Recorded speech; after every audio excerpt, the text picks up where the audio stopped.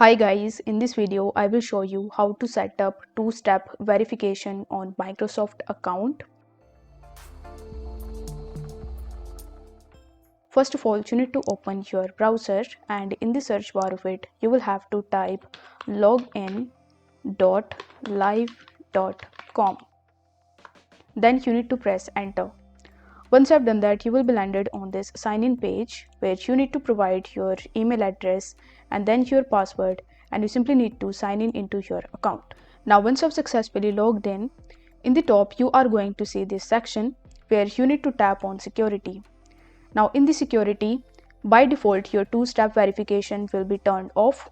So in order to turn it on, you simply need to click on two-step verification in the top right hand corner of the screen, and then you just have to scroll down, and in the additional security section you are going to see two-step verification, which is right now off. So in order to turn it on, you will have to click on turn on button. Once done, you will be redirected on the next page where you need to have these things before verifying your two-step verification. So over here you just have to press next. Once done, you will be landed on the next page where you will be asked how else can we verify your identity. So among the given options, you can choose any of these. So for this video, we are going to select it as an app, and then you need to click on get it now. After that, you need to open the Play Store if you are using an Android device, or App Store if you are using an iOS device, and from there you just have to download and install Microsoft Authenticator app.